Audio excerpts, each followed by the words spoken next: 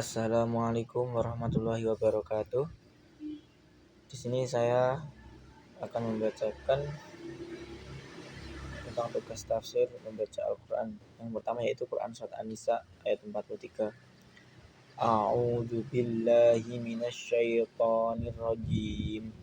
Bismillahirrahmanirrahim. Ya ayyuhalladzina amanu la taqrabus salata wa antum sukara hatta ta'lamu ma taquluna wa la junuban illa abiri sabilin hatta taghtasilu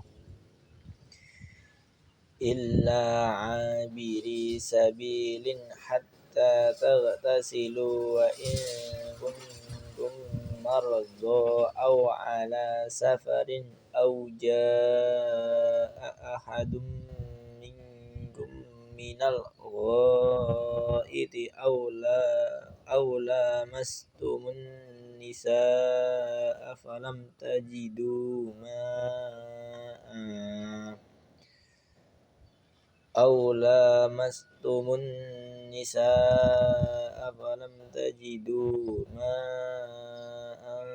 fatayammamu sa'idan thayyiban famsahu biwujuhikum wa aydikum innallaha kana 'afuwan ghafura.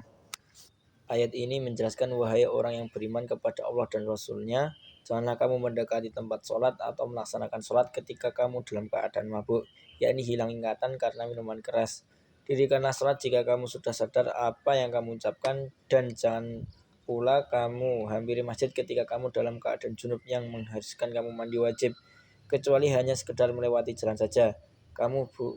Boleh kamu lakukan sebelum kamu mandi junub. Adapun jika kamu sakit yang dikhawatirkan bila menyentuh air penyakit itu akan bertambah parah atau susah disembuhkan, atau kamu sedang dalam perjalanan yang jaraknya jauh sekitar 80 km atau lebih, atau sehabis buang air, apakah itu buang air kecil atau buang air besar, atau kamu telah menyentuh perempuan, apakah itu hanya sekedar bersentuh kulit atau berhubungan suami istri, sedangkan kamu pada waktu itu tidak mendapatkan air, maka bertayamumlah kamu sebagai pengganti wudhu dengan debu atau tanah dan sejenisnya yang baik, yakni suci, dengan cara usaplah wajahmu 1 kali dan usap pula tanganmu dengan mempergunakan debu atau tanah itu.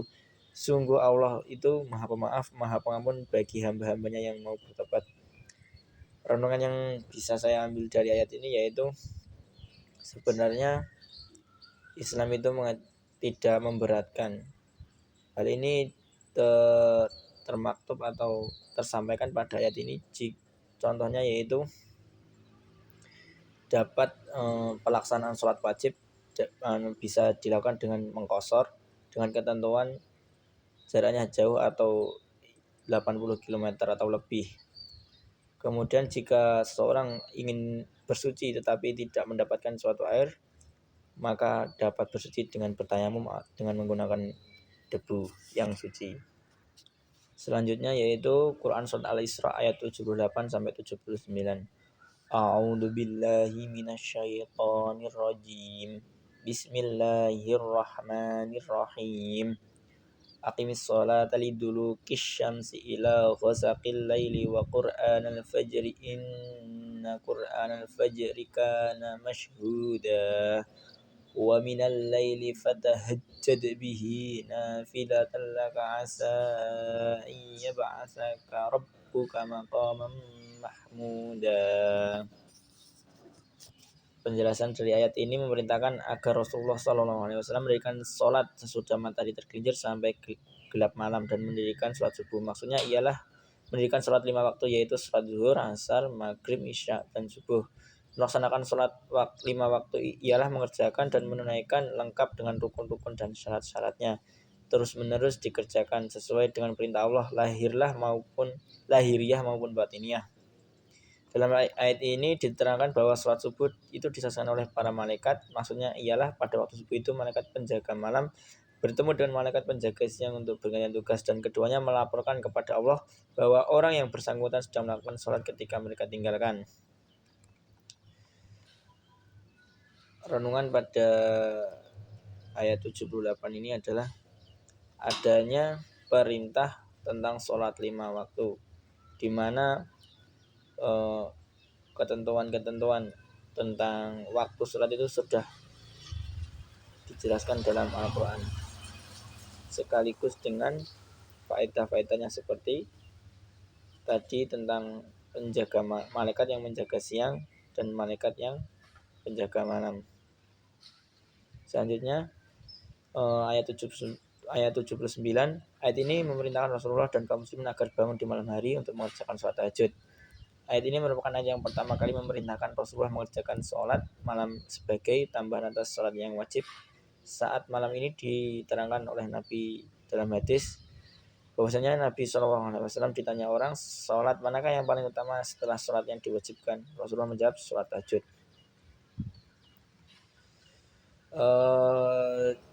Dari hadis-hadis yang sahih dipahami bahwa Nabi Muhammad SAW bangun untuk mengerjakan sholat tahajud setelah beliau tidur. Kebiasaan Nabi ini dapat dijadikan dasar hukum bahwa sholat tahajud itu sunnah dikerjakan oleh seseorang setelah tidur beberapa saat di malam hari. Kemudian pada pertengahan malam hari ia bangun untuk sholat tahajud. Renungan yang bisa diambil dari ayat ini yaitu setelah kita diperintahkan untuk melaksanakan sholat wajib, ada keutamaan sholat selain sholat 5 waktu atau sholat wajib, yaitu terutama pada sholat tahajud yang dikerjakan pada waktu malam hari setelah tidur. Tujuan sholat tahajud ini bagi seorang adalah bisa menempatkannya pada maqaman mahmudah atau tempat yang terpuji. Selanjutnya yaitu Quran surat Al-Baqarah ayat 187. A'udzu billahi minasyaitonir rajim. Bismillahirrahmanirrahim. Ukhilla lakum lailatas siyami rafathu ila nisaikum hunna libasul lakum wa antum libasul lahunna alimallahu annakum kuntum tahtanuna anfusakum fataba alaikum Alimallahu annakum kuntum tahtanuna anfusakum fataba alaikum wa afa ankum fal'ana bashiruhunna wabtaghu ma kataballahu lakum wa kulu washrabu hatta yatabayyana lakumul khaytul abyadu minal khaytil aswadi minal fajri thumma atimmu siyama ilal layli wa la tubashiruhunna wa antum aakifuna fil masajidi tilka hududullahi fala taqrabuha kadzalika yubayyinullahu ayatihi linnasi la'allahum yattaqun. Pada ayat ini Allah menerangkan uzur atau halangan yang membolehkan untuk meninggalkan puasa serta hukum-hukum yang berkaitan dengan puasa. Banyak sekali riwayat yang menceritakan tentang sebab turunnya ayat ini, antara lain pada awal diwajibkan puasa para sahabat Nabi dibolehkan makan, minum, dan bersetubuh sampai salat isya atau tidur. Apabila mereka telah salat isya atau tidur kemudian bangun, maka haramlah bagi mereka semua itu. Pada suatu waktu Umar bin Khattab bersetubuh dengan istrinya sudah salat isya dan beliau sangat menyesal atas perbuatan itu dan menyampaikan kepada Rasulullah. Maka turunlah ayat ini menjelaskan hukum yang lebih ringan daripada yang telah mereka ketahui dan mereka amalkan, bahwa sejak terbenamnya matahari atau maghrib sampai sebelum fajar dihalalkan semua apa yang tidak diperbolehkan pada siang hari pada bulan Ramadan, dengan penjelasan sebagai berikut. Dihalalkan bagi kamu pada malam hari Ramadan bersetubuh dengan istri kamu karena mereka adalah pakaian bagi kamu dan kamu adalah pakaian bagi mereka. Allah mengetahui bahwa kamu telah mengkhianati diri kamu, yakni tidak mampu menahan nafsu dengan berpuasa seperti yang kamu lakukan. Karena itu Allah mengampuni kamu dan memberi keringanan pada kamu. Maka sekarang campurilah mereka dan carilah apa yang ditetapkan bagimu. Artinya bahwa sekarang kamu diperbolehkan bersetubuh dengan istri kamu dan berbuat hal yang dibolehkan untuk kamu. Makan dan minumlah sehingga terang bagimu benang putih dari benang hitam, yaitu terbit fajar. Sampai terbit fajar, sempurnakanlah puasa itu sampai datang malam. Selain dari itu, kamu dilarang pula bersetubuh dengan istrimu ketika kamu sedang beriktikaf di dalam masjid. Kemudian Allah menutup ayat ini dengan menegaskan bahwa larangan-larangan yang telah ditentukan Allah itu tidak boleh kamu dekati dan janganlah kamu melampaui dan melanggarnya. Demikian Allah menjelaskan ayat-ayatnya kepada umat manusia agar mereka bertakwa. Selanjutnya yaitu Quran Surat At-Taubah ayat 103. A'udzu billahi minasyaitonir rajim. Bismillahirrahmanirrahim.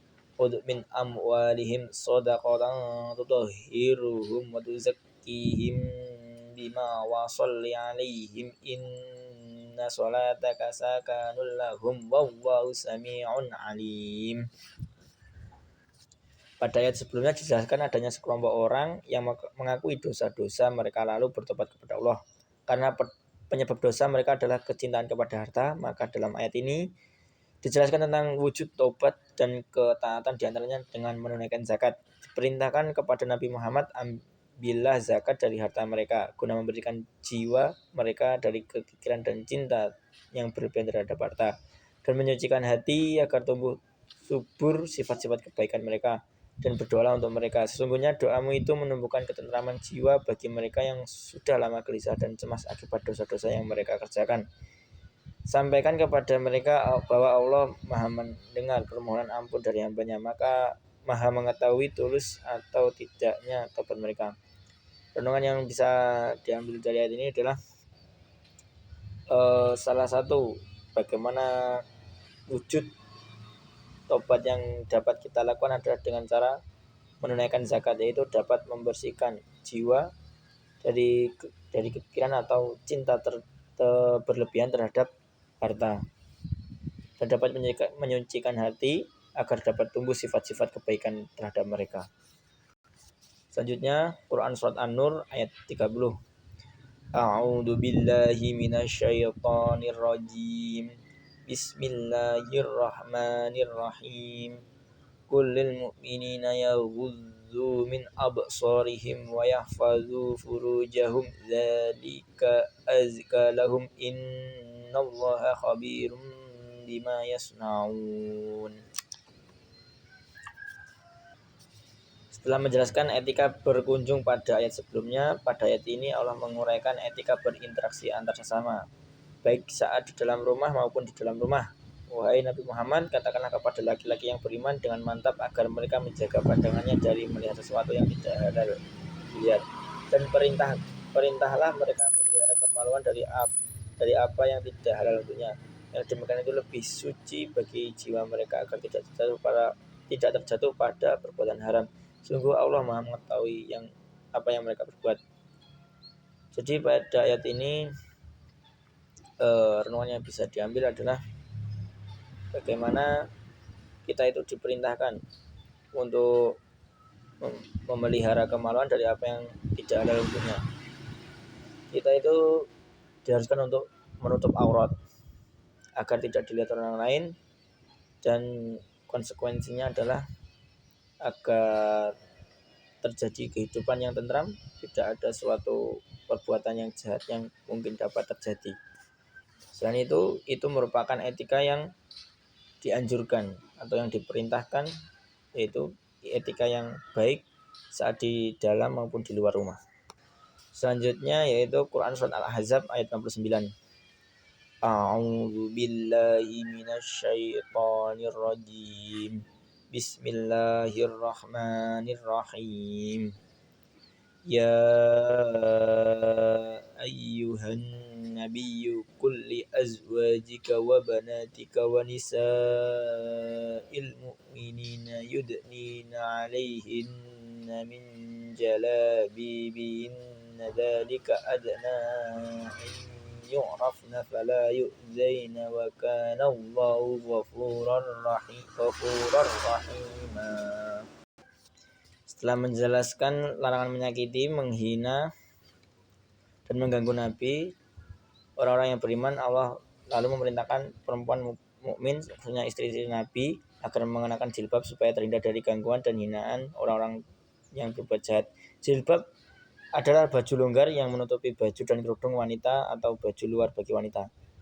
Model jilbab beragam sesuai dengan penggunaan dan adat suatu daerah.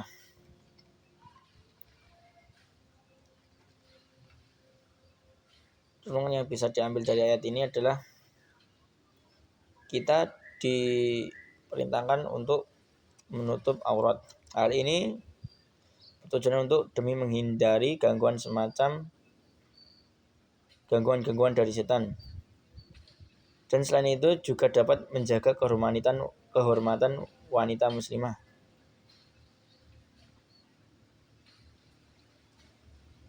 Jilbab yang dianjurkan yaitu jilbab yang menutupi seluruh tubuh mereka